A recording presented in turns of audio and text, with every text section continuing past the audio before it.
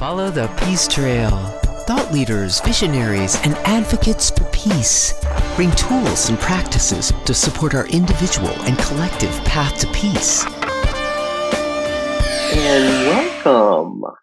I am Shay Condro, and I am here today with Susan Johnson from Inside Out Yoga. Welcome, Susan. Thank you so much, Shay. Thanks for having me.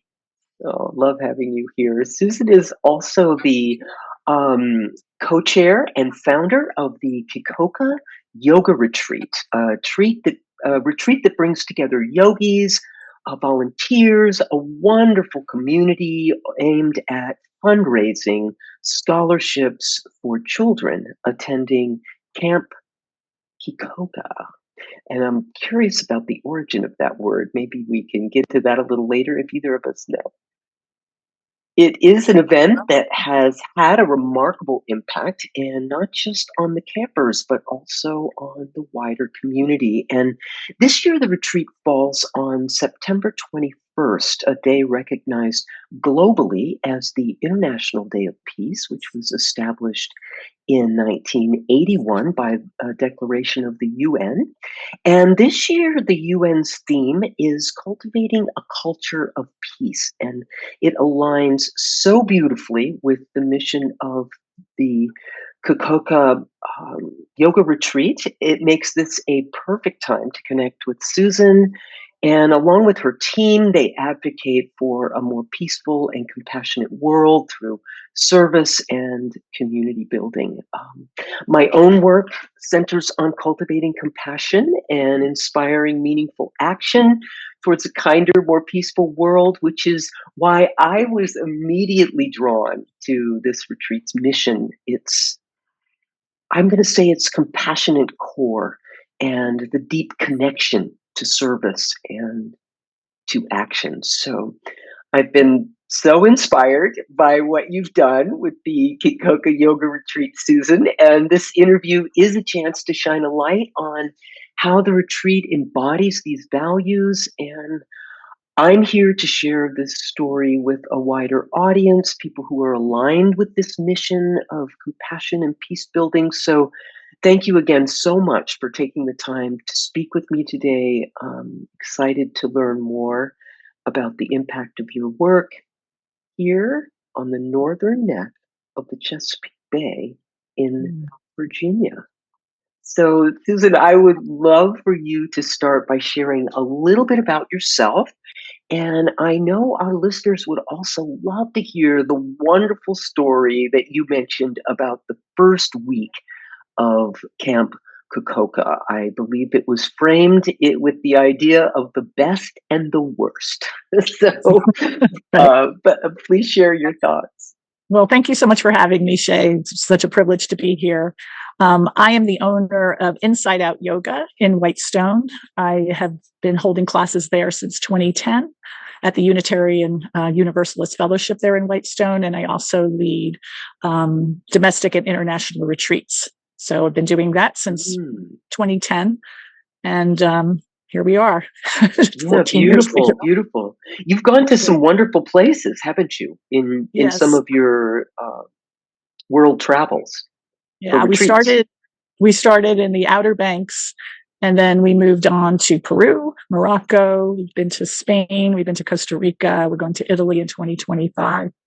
I believe that the retreats that you have scheduled right now are both sold out.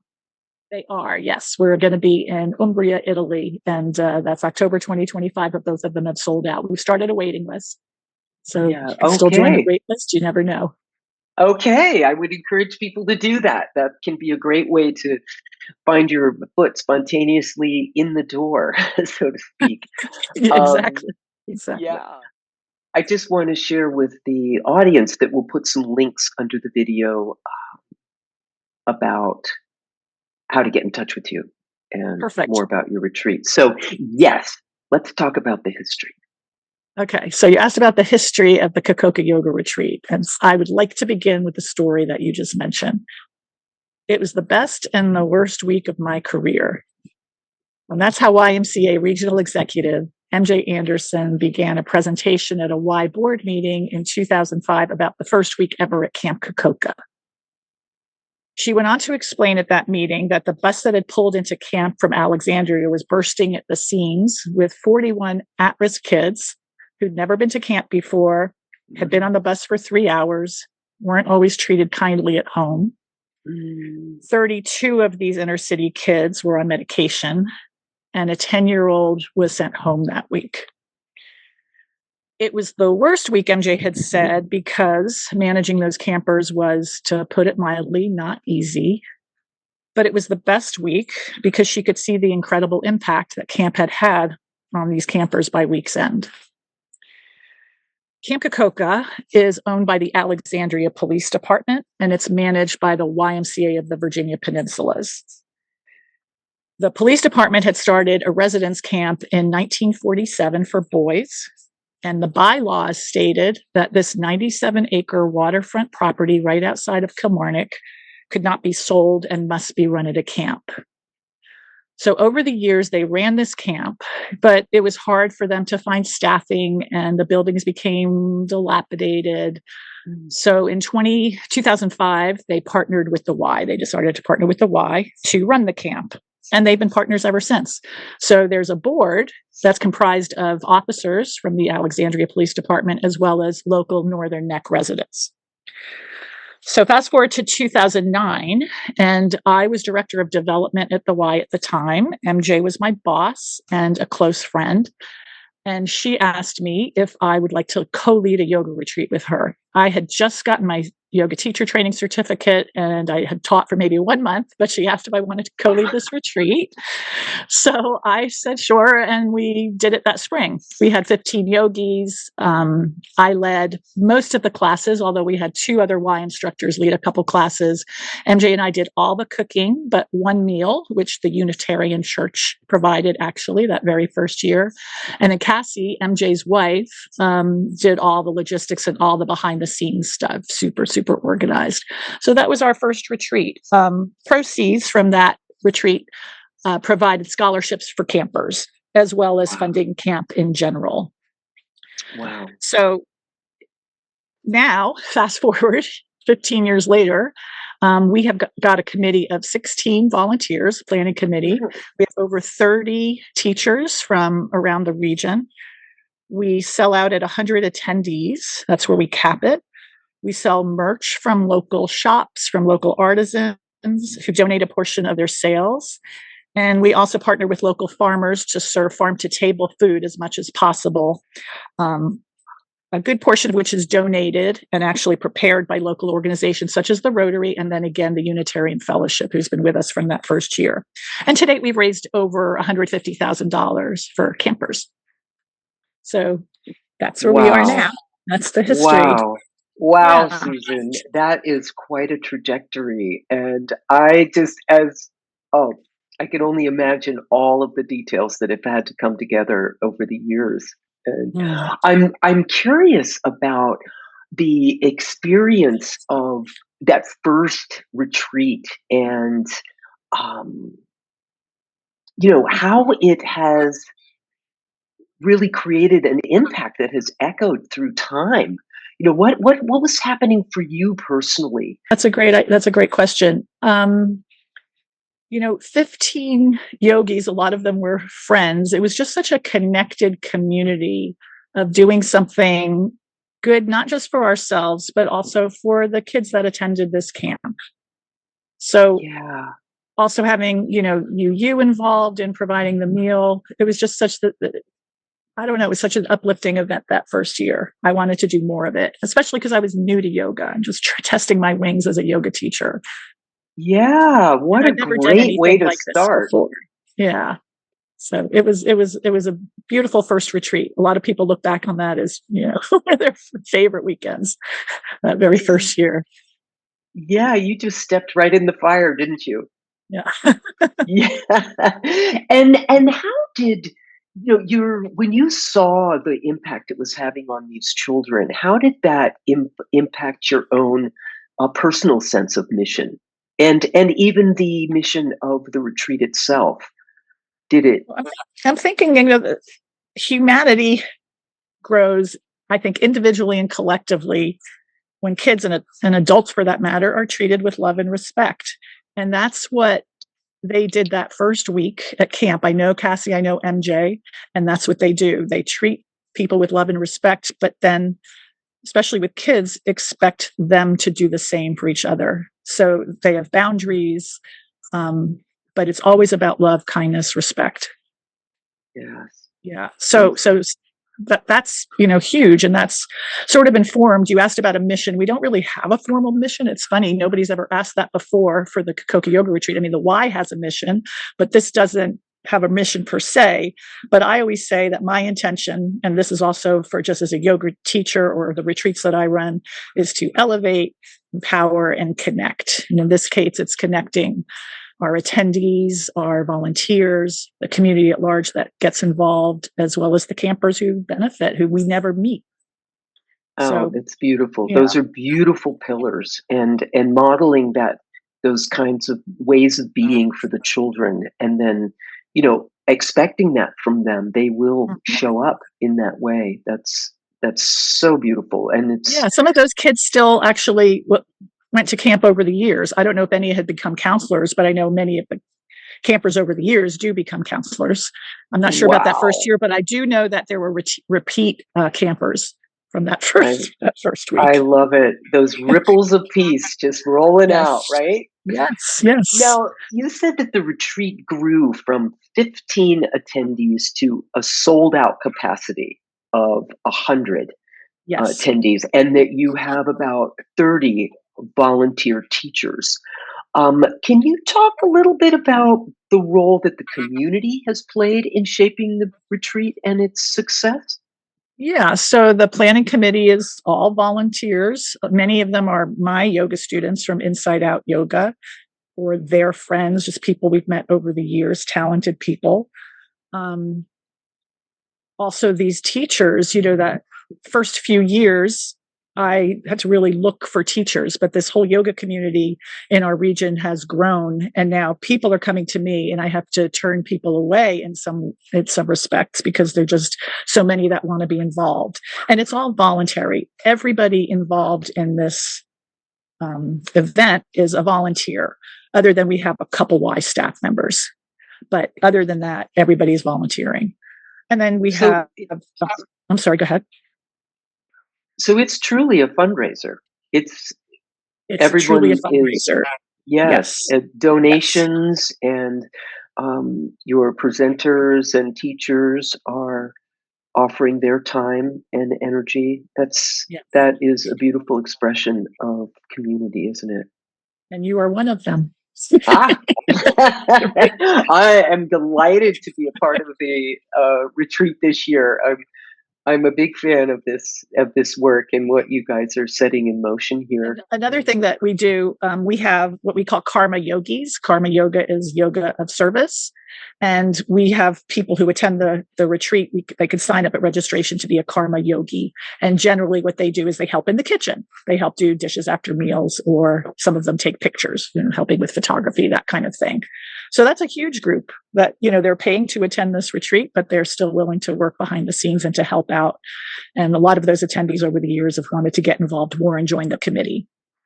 So that base continues to grow. I am inspired by your leadership, Susan. You're driving something forward. I hear that you have a team and a lot of support, but I also feel the energy that you bring to it, and love that. You also mentioned that some of the people at the retreat, that it's really impacted their lives powerfully, even changed their lives. Are there any particular stories or reflections from people that have been a part of the retreat that sort of stand out in your mind? Yes, there's one in particular that blew me away. So a couple of years ago at a retreat, we always begin our retreats with an opening circle. And in that opening circle, I ask people to say in 1 to 3 words, what is their intention for the retreat? Why are they here? So one woman who I had not met before was here with a group of friends, at least 5 or 6 other women. And her answer was healing, was her intention for the retreat. I was surprised to get an email at the end of the retreat from her. I didn't know who it was from actually at the time. But she had said that her son had taken his life that year. And that, I can't even imagine what that was like for her and the grief that she must have experienced. But what she said, it was a thank you email thanking me and our planning committee and all that we did for the retreat, because this was the first time that she had felt joy in months. And her friends were the ones that had convinced her to attend that weekend. She hesitantly said yes, and that was her response. And so she's been back. She's not able to come this year, but to me that blew me away. You just never know who you are going to reach through the work you do, and in what way. So beautifully said. And we move forward from the call of our heart and look at the kinds of things that can be set in motion. That's really beautiful. She found a refuge there and was able to connect to joy, which is such a healing vibration, isn't it? Right. Can you imagine? I just can't even imagine. So I cannot even imagine. Thank you for asking that. And thank you for sharing. And I know when community comes together, and particularly with intentions of bringing love and respect and kindness, that it can heal many deep wounds and great divides. And so again, that's part of why I feel so inspired by things like this and like what you're doing. And so I also know that you've talked about the retreat supporting not only the campers, but it also seems to create a strong sense of community and connection. And this idea of bringing people together around a shared purpose is something I feel particularly passionate about as well. And I think it really shows how peace and compassion can ripple outwards. Quite struck by the idea that one person can come and then be surrounded by this kind of energy and be uplifted in ways unexpected. Yeah. And you open the door for that. And as we know, every great endeavor comes with a few challenges. And I remember asking you about some of the challenges, and you mentioned that COVID was actually a particularly difficult time for the retreat, and as it was for many public gatherings. I'm wondering, how did the pandemic actually affect the retreat, and what did it teach you about the resilience of within yourself and within this community? Well, in 2019, that was our 10th anniversary, I decided to retire as chair and just to be on the committee. And two women had agreed to co-chair. But then, and they had actually put the whole program together. The theme, I think, that year was Awaken. They put this whole program together, and then COVID hit. So after all that work, we couldn't lead the retreat. So we thought, well, maybe we could do a virtual retreat. But they weren't able to continue. So I told Cassie, okay, I'll take the leadership position again, but I wouldn't mind a co-chair. So I asked a committee member, Art Gilbert, that year if he would co-chair with me. He said yes. So that's when we decided at least to hold a virtual retreat. And so this retreat allowed us to continue to provide scholarships for campers, as well as healing and connection to our ever-growing yoga community. It was actually quite powerful. We did it right behind where I am sitting now. And Cassie, filmed and zoomed everybody. I stood there and I said, close your eyes. Imagine you're holding somebody's hands in opening circle. And we just made it very impactful. The people loved it. And we also were able to get a teacher from Dallas and a teacher from New Orleans who were just teaching from where they were. But everybody was just so grateful once again to be able to be part of this community of healing. And our theme that year was ebb and flow. Really great. I love the Yeah. theme, ebb and flow. It's so important to be able to pivot, isn't it? Yes, When we yes, totally. Yep. have unexpected circumstances arise, and how beautifully you did that. I mean, at a point where everything was already in place, and then it required a whole nother skill set of tech Right. and engagement, and you obviously have a strong resilience, and the community was able to pivot and support. I think that's really beautiful. Really Yeah, it was beautiful. beautiful. It was a beautiful day. Actually, people enjoyed it. One of my favorite retreats. Well, and they're all my favorite. yeah, right. Yeah, I feel that way too. And my favorite one is whatever one I'm doing right now. I love that. Yeah, and it was a time when we really needed that connection, and we really needed community, and um, so it was very powerful that you all were willing and able to step out in that way. Thank you personally. My God. But that year was September, and we've been doing them in September ever since. The weather tends to be better in September because we've had a lot of rainy retreats. Yeah, September is a gorgeous month in that area. Yeah. It is. You are in such a beautiful area, that Northern Neck, these little towns and farms and things, and people with just these beautiful, warm, open, giving hearts. It's I've been very impressed with the community I there. agree. Yeah. Have you been to camp before, Shay? Have you been to this property? My parents, my mom and her husband lived just off of Boys Camp Road. And so for many years, they had a house there on the water.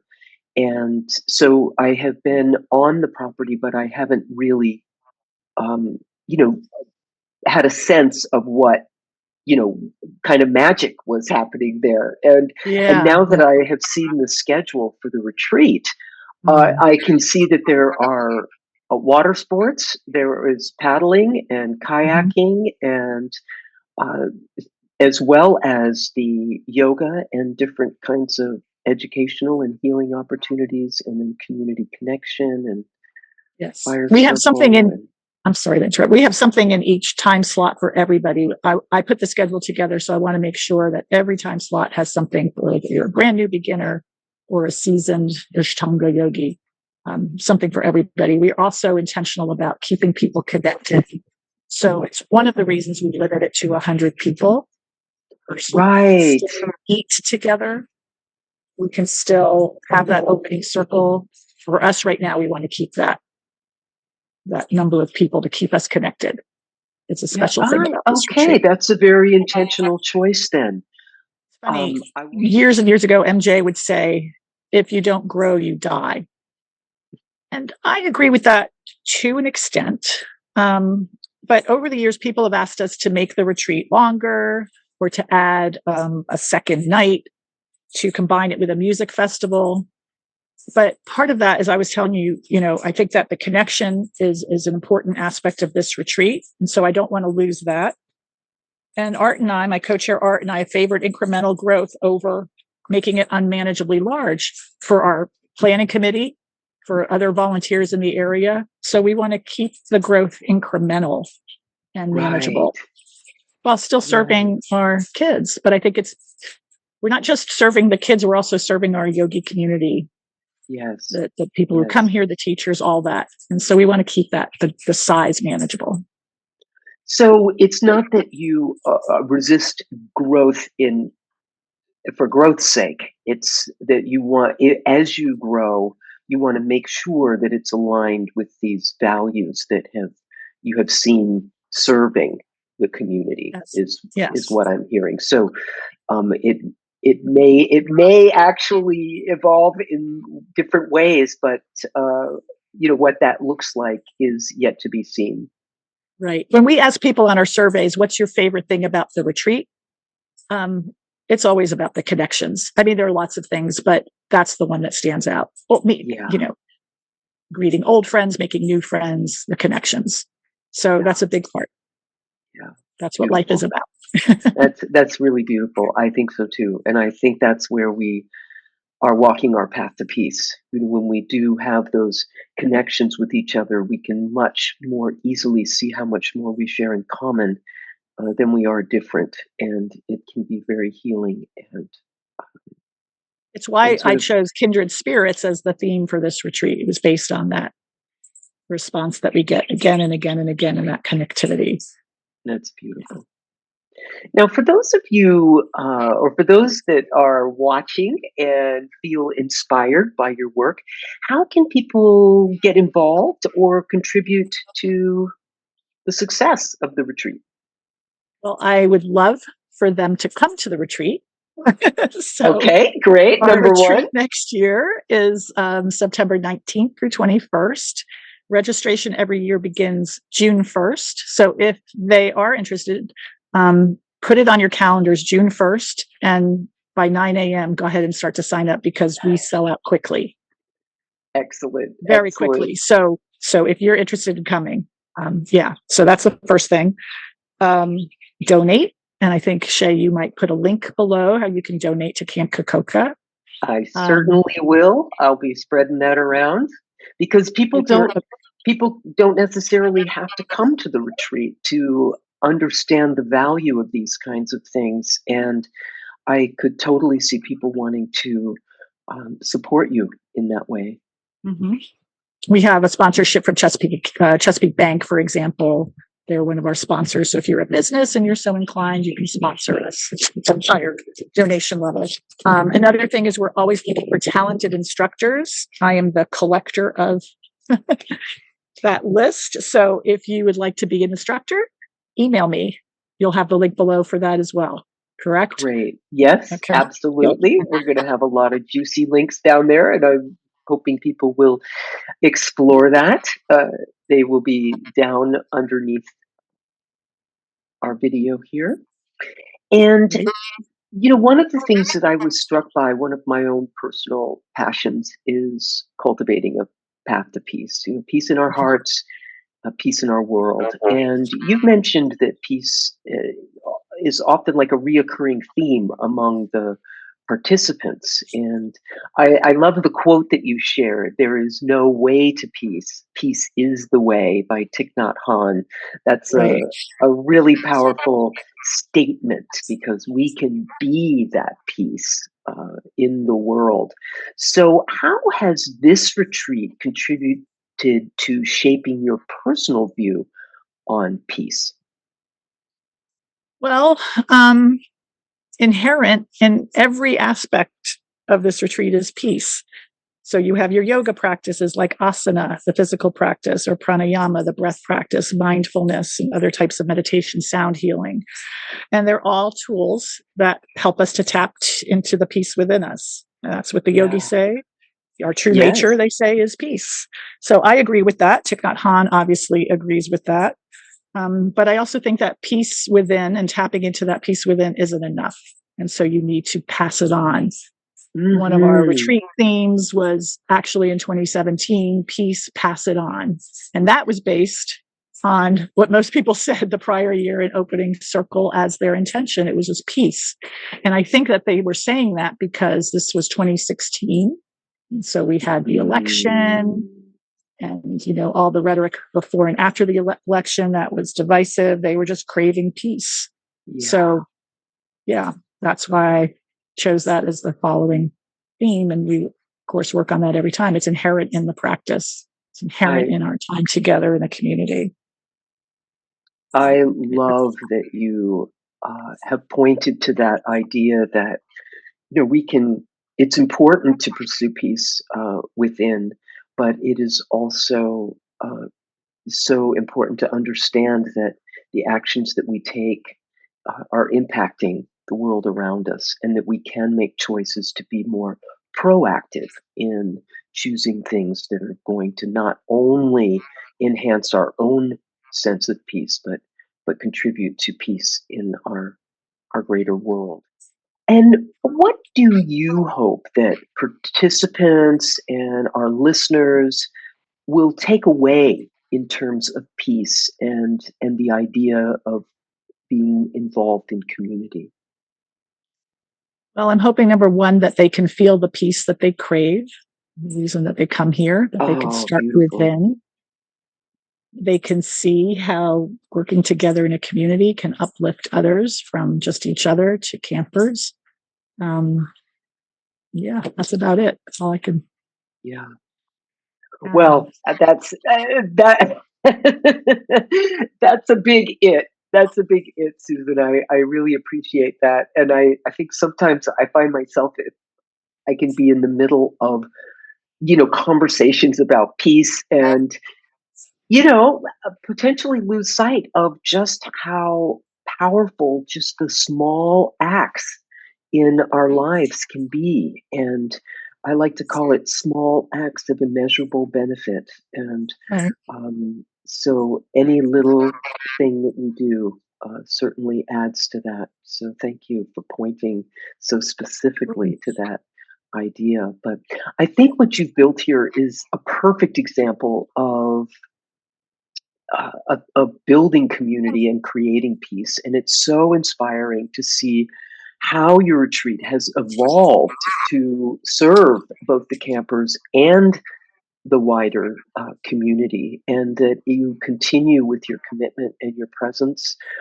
I just want to, in closing, thank you so much for sharing your incredible journey and the amazing impact that the Kekoka Yoga Retreat has had and is having. And I know this will inspire many people to look at their own lives and think about the contributions they might want to make, and how to just keep going through the times when challenges do arise, and how rewarding that can be, just to keep on keeping on.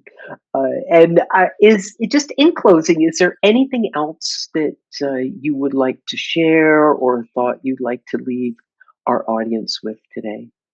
I just want to turn it back to you and to thank you for the incredible work that you're doing. Thank you for having me and allowing me to talk about this retreat that I'm so passionate about. And let's keep on keeping on. Let's keep Thank you passing it so on. much Thank you very much. for being here. Namaste. Namaste. Thank you, Shay.